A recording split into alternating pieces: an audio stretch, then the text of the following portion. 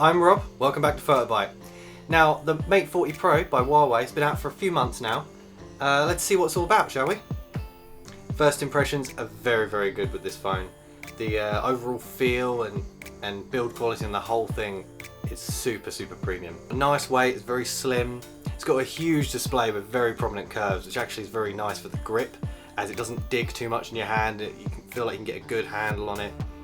It's curved so much so that the lock and volume buttons had to be pushed back to accommodate for it, but they're still just as easy to reach. But overall, a small price to pay for such a stunning looking phone.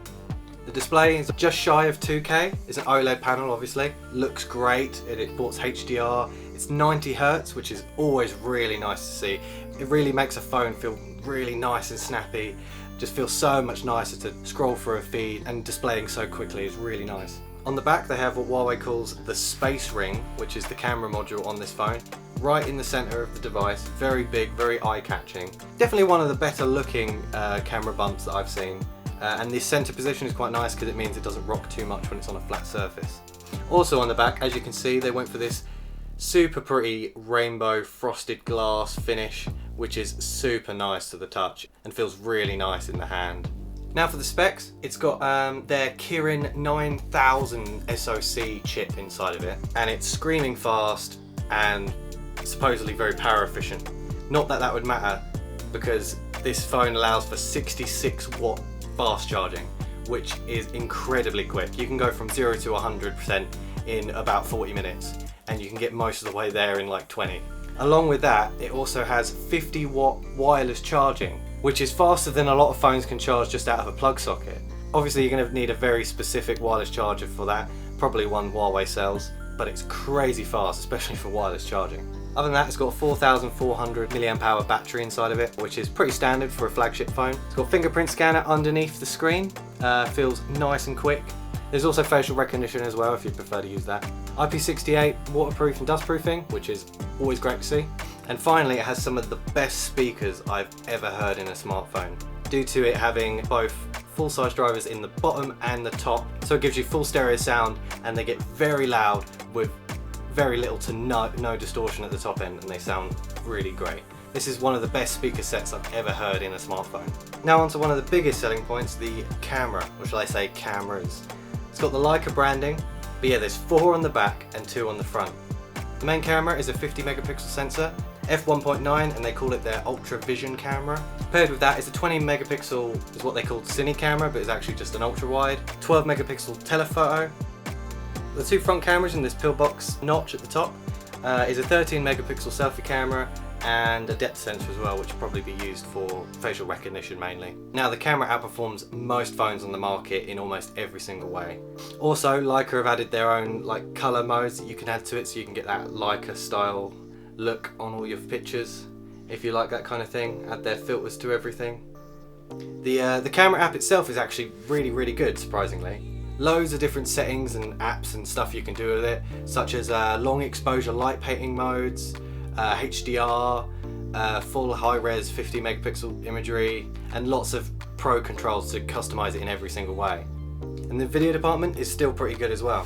It does 4K up to 60 FPS. Overall, it's a very stunning looking camera. One of the best on the market right now. It's right up there with the Samsungs and the Apples in the industry. Now it's running their EMUI 11 on top of Android 10.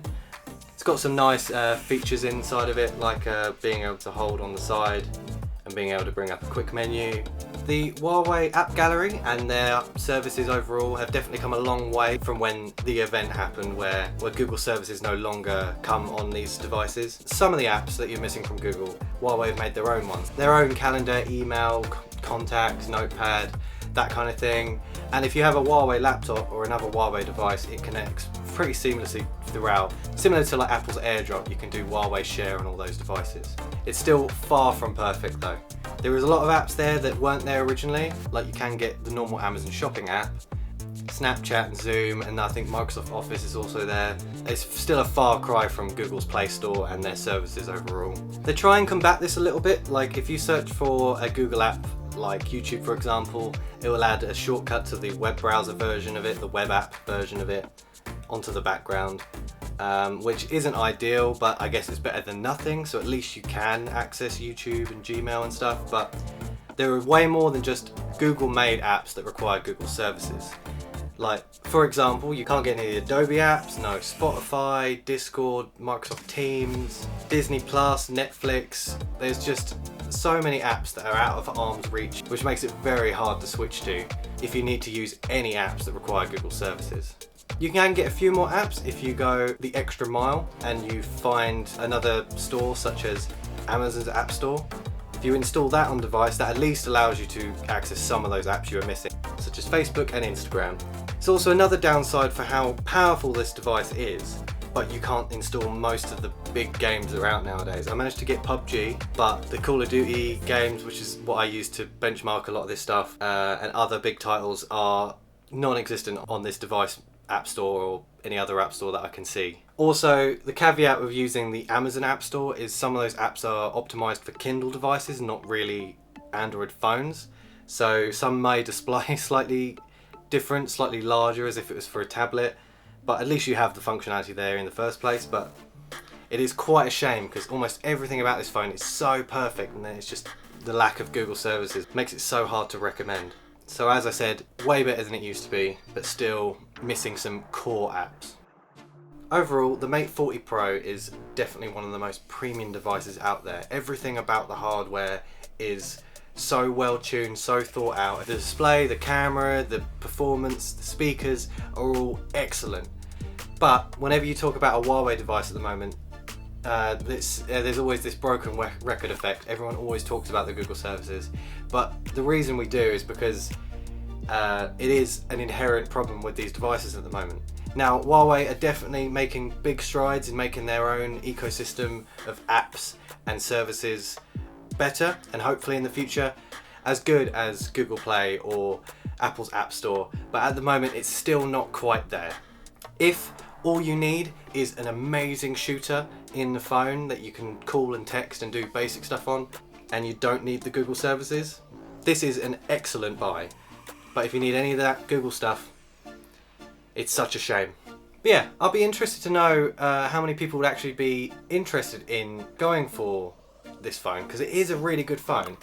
And that would be willing to try and migrate away from Google's ecosystem. So let me know in the comments below, would you buy this phone? Would you attempt to try and drop Google and free your life from their reign and try and be part of Huawei's services? Let me know in the comments below.